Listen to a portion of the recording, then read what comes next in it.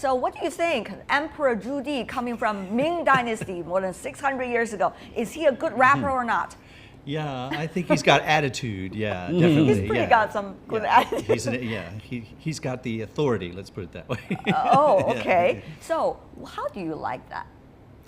Well, I think I've been in China long enough that to me it's kind of a shock also, because it suddenly seems a little bit undignified.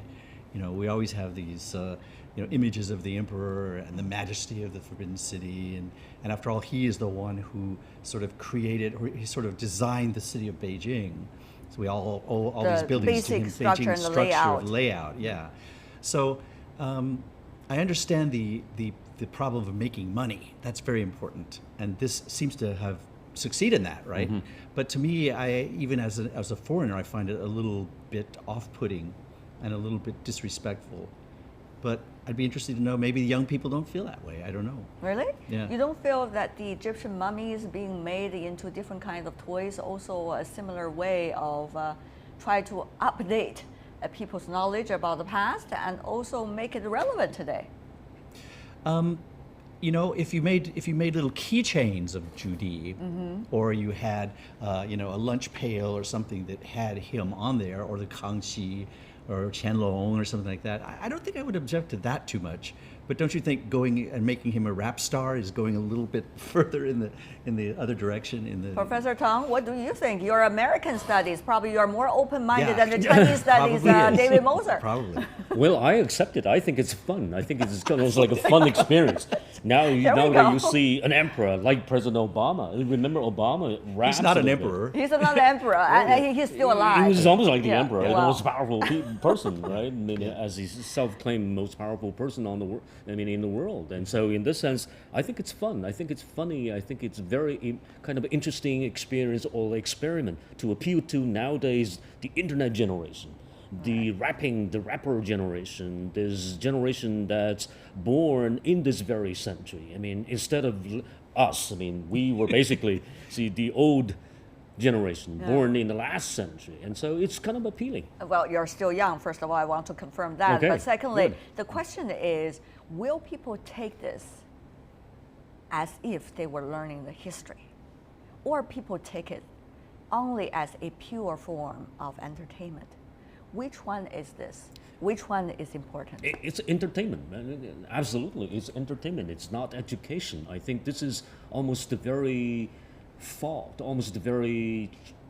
the comical side of the present Chinese society. Everything got to be comical so that you can appeal to the general audience or the general public. And so, in a sense, I agree with David. I think you should not, in a sense, making such a person so undignified. It's absolutely the very emblem, the symbol of a nation. Is doing rapping necessarily undignified? Should that statement be? Is that statement politically correct? Well, what would many of the millions of rappers around the world would say about this? That's the problem. You rap. Right? I don't think maybe I misused a term here. It's not so much that it's undignified, is that it trivializes him, and I think probably that's more accurate. The other thing, though, is that certain people should he and can he be trivialized? Why can't he be trivialized? I would say that if you popularize it, you made it into popular media and the internet, then yes, it becomes trivialized. People after a certain stage, people are able to separate the two. So, for example, you have in the United States, you have Lincoln is seen as a very dignified president. You go to the Lincoln Monument, but he appears in rap and cartoons and everything. And the same even goes true here for even somebody like Chairman Mao, who now is sometimes on cigarette lighters and all kinds of articles, which would have been unthinkable a long time ago. So I think, and maybe the Pope would be another example. Can you make fun of the Pope? Maybe not. But you can make fun of an old Pope. So I think it's a matter of time. People are able to make the separation. Right. I think it just depends on if you have to keep it tasteful. Right. Trivialize. Is there anything wrong with it? Having said that, though, can we trivialize everything? And can we continue to trivialize everything without really going to the real story of everything, or every emperor, or every dynasty in Chinese history?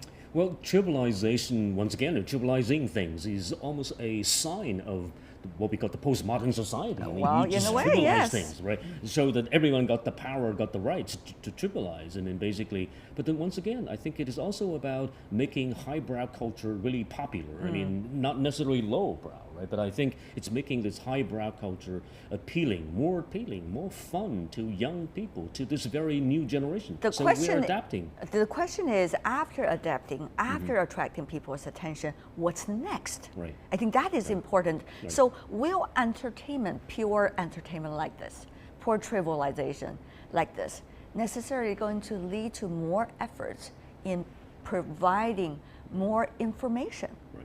providing more critical analysis about history, about historical figures? I think that is the question. Have they done that? Well, that's the danger in sense. If you trivialize things, you don't tell the real truth about history. And people will be already happy about it. That's right, and it's entertaining, and people forget about the real value of history. And so, with Zhu Di, for example, I mean, this is the emperor who makes the historic decision to move the capital from Nanjing to Beijing. I mean, this is actually a radical move from Thus this starting the hundreds of years history of That's right. Beijing being the capital of China. But without the trivialization, probably nobody even know about Zhu Di, the emperor himself, especially for the younger generation. Right, and that's why, I mean, Gugong, the Palace Museum, had lots of these educational classes, like I see at the MoMA, at the Metropolitan Museum of Art. I mean, modern of museum. And in all these museums would entertain school kids from primary school, middle school, and even college kids. And so, in a sense, this is the first step. And then the next step is that you invite people over, interested people over. Right. Will people have the appetite to go one step further than just being entertained by the trivialization? I think you're right in saying a lot of young people who don't even maybe know who Zhu Di is will be at least attracted to that name, and most people will just take it as entertainment, will forget about it, but there'll be those who will find that as an entryway into it and want to learn a lot more about it. So for sure, it would have that effect, yeah. But on the other hand, how much does this have to do with education? How much does this have to do with the Palace Museum, the Forbidden City itself, try to survive commercially and make sure it will have hundreds of years to go while all the people in China and elsewhere will be interested in visiting and also even buy the souvenirs, getting to know more history? Yeah, Mr. can I address Moser? that? I think when I read the material that your producer sent to us, I couldn't believe how much money these things are making. Well- And when I look at the Palace Museum, I, as a foreigner, someone who's really interested in what they're doing and I would like them to do more of it, I know that it's very expensive to recondition and to renovate the Palace Museum. It's very expensive to take those old documents, the calligraphy, to scan them, to put them online, to make a good website. I know that takes a lot of money, and that's important to me as a scholar. And if this commercial thing enables that, then I'm all for it. We did provide you with some information, and now we would like to share it with our audience as well. Some of the numbers. The Palace Museum has an official store even on Taobao, an e-commerce platform in China, similar to eBay, where official merchandise can be purchased. According to Beijing Business Today, take a look at this. The museum ranked about $150 million from its hundreds of different products last year alone, well up on the $90 million of revenue in the year 2013. The store has nearly 600,000 followers online. That's a huge number, even given the fact that the Forbidden City is something that you would definitely visit when you are coming to Beijing. But still, this is astronomical That's figures that we're astronomical, talking about, especially when it comes to a museum. But does that mean, Professor Teng, they have done a great job? Or does that mean they have actually switched to the wrong side of their work? I don't think they're on the right. They're on the wrong side. I think they're on the right track. On the right track. I mean, Okay. in terms of raising the funding necessary for the maintenance, for example, putting everything online. I mean, all these work needs money. I mean, you need to pay people. Right. I mean, this is almost like the law of all museums around the world. I mean, take the Louvre, for example. I mean, when I was visiting Louvre the other year, I mean, I saw a Starbucks over there. I mean, underground, there's a Starbucks over there, and there are lots of these shops selling souvenirs. We might not and want all to that start stuff. another discussion about whether there should be Starbucks in the Forbidden There's going to City. be a war. That I know. has It's been already- going on yeah, for it's years. already for left. years. It's done. It's gone. For right? years It's in gone. China. So, but having said that, though, what do you think, David, About this issue? about that it is making great money? Yeah. And does it mean that they've been doing their job, or does it mean actually they've been doing the other's job rather than a museum's obligations? Well, I think the museum's obligation is to first of all stay in business and to keep doing what they're doing. And in this day and age, I think that's probably a little bit harder to do.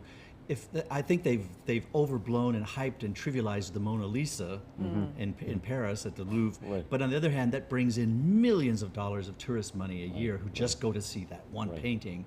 And I don't see anything really wrong with cashing in on what the Forbidden City has in terms of attracting people, even if it trivializes some of it. After all, a museum is for everyone, including kids. Yeah, that's You know, we shouldn't downplay that. Right. And kids will spend a lot of money on trinkets and stuff on Right. you know. Well, when you but think they- about museums around the world, they all have their own way of raising funds for themselves. Of course, selling tickets is one of those, the most common way. Well, though some of the museums around the world, they wouldn't even sell tickets, they would just open to the public. Of course, coming from the government for the historical preservation is another source of funding. And meanwhile, selling souvenirs and providing more product-related functions to the public and to business communities is another way. So, David, what do you think about all of these ways? Among them, what do you make of the Palace Museum's approach this time? I think the Palace Museum has done a pretty good job until this is a new development. I agree. I think their website is great. It's getting better and better, and their English, Chinese, But the bilingual. I'm talking about funding here. So Well, that's- let's focus on this. What do you think about this way that they are looking for their next continuous source of funding? I think that's what the problem is. They need to make it sustainable, and these things are not. The renovation they've already done is very impressive, but I know that it took many years to do it, and a lot of it's not cheap to do. They also have all of these works in these underground sort of a bunker, Right. that I know is very expensive to maintain. So, in this sense, I might forgive even some things I consider sacrilegious if they can just keep the thing funded. Sure. Well, trivialization, will that necessarily going to save the Forbidden City from its, let's just say, financial burdens?